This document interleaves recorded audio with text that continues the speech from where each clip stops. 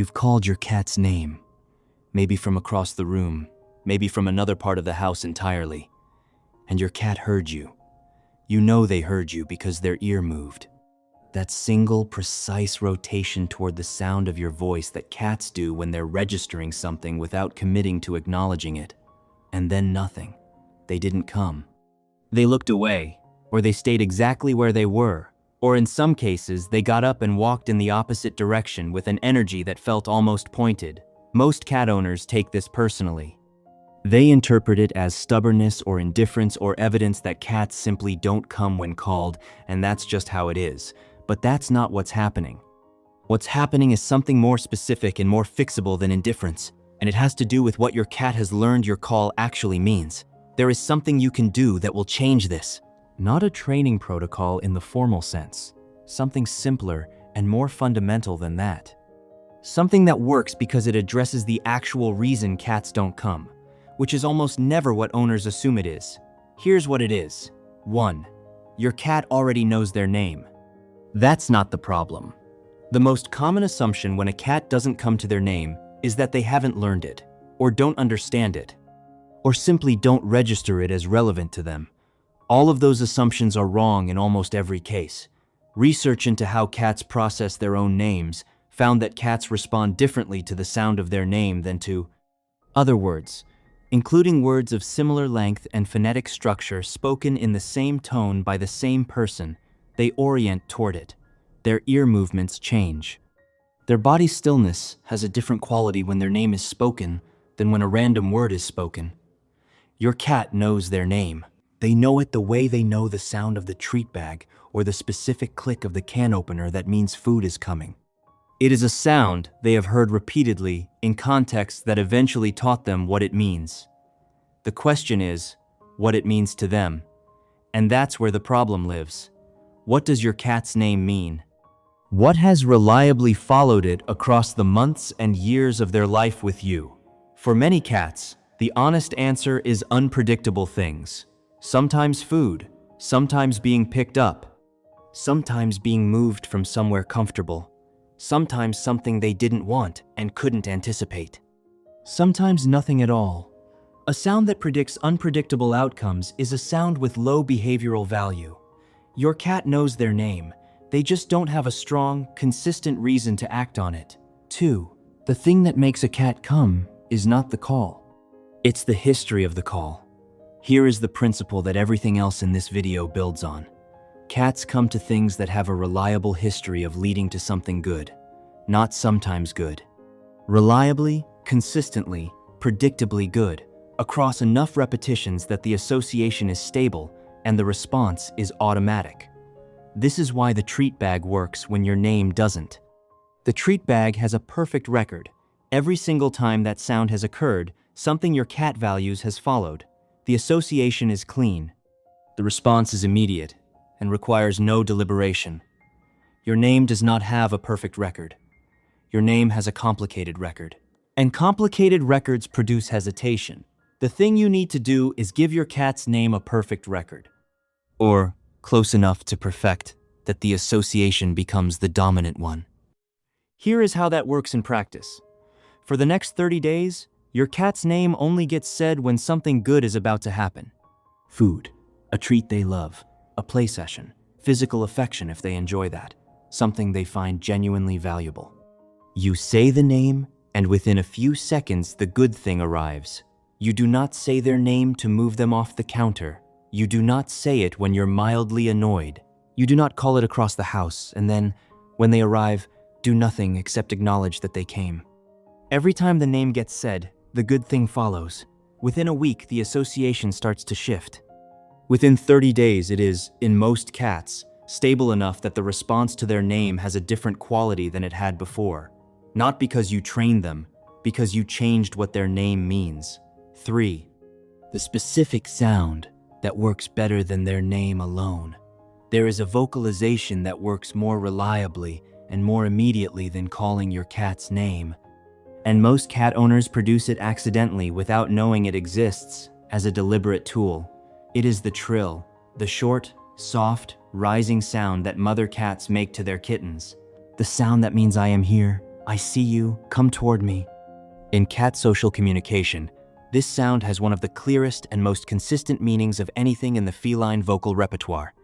It is the sound of safe, deliberate invitation from a trusted source.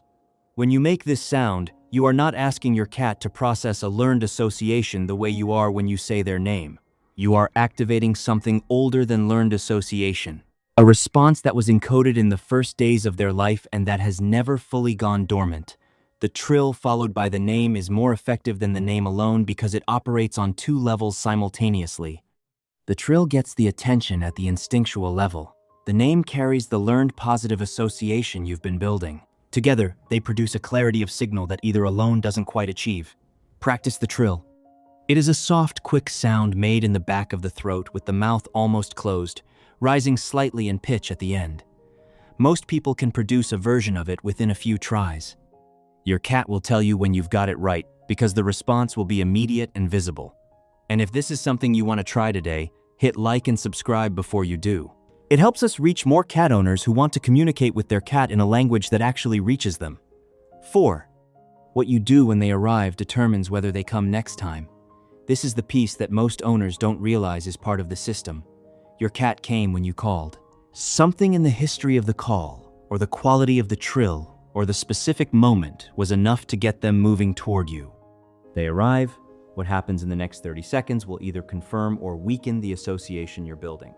If what happens is good, something they value, delivered immediately, and without any other agenda attached to it, the record gets stronger. The call leads to the good thing. The association solidifies. If what happens is anything other than immediately good, the record gets a mark against it.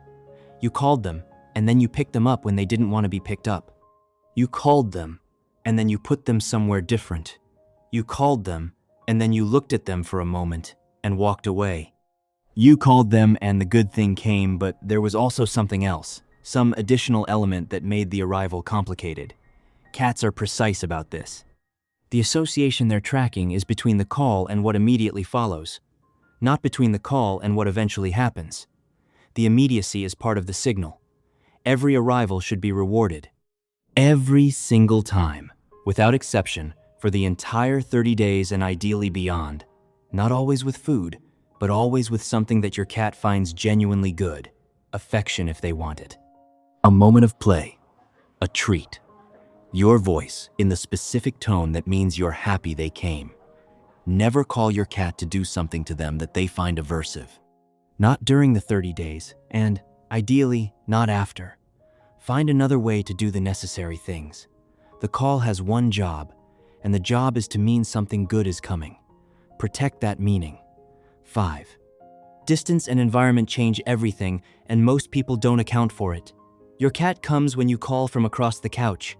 They don't come when you call from upstairs. This is not inconsistency. This is your cat making a rational calculation that looks like stubbornness from the outside.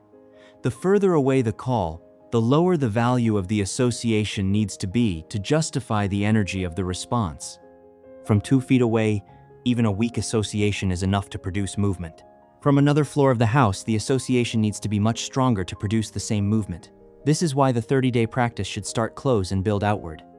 Begin the sessions at whatever distance reliably produces a response. Use that distance until the response is immediate and consistent. Then increase the distance incrementally, 1 room away, then 2 rooms. Then from upstairs. Then from outside the house when they're inside. Each distance increase is a new version of the association being tested. The cat is asking whether the record still holds at this distance, whether the investment of traveling this far is still reliably worth it. Environment matters too. A cat who comes easily in a calm house may not come during a high stimulation period, when there are visitors, or unusual sounds, or anything that has their nervous system elevated. This is not a failure of training. A frightened or overstimulated cat has different priorities than a settled one, and the call competes with those priorities. Don't use the call in high stimulation moments during the building phase. Protect the perfect record until the association is strong enough to work even against some competition. 6. The cat who comes every time is the cat who trusts what the call means. Here's what I want you to understand about what you've actually built when this works. You haven't taught your cat a trick. You haven't conditioned a reflex in the mechanical sense. What you've done is something more significant than either of those things. You've made a promise, consistently and repeatedly, and you've kept it every single time. That promise is simple. When I call you, something good follows, always, without exception. The call is safe to respond to. Coming toward me when I call you has never once led anywhere bad. A cat who has that promise, held intact across 30 days, and then 60 days, and then a year, is a cat who comes when called not because they were trained to, but because they trust the call, because the record is clean enough that the response is no longer a calculation. It's a reflex built on confidence. That's a different thing from a trained behavior.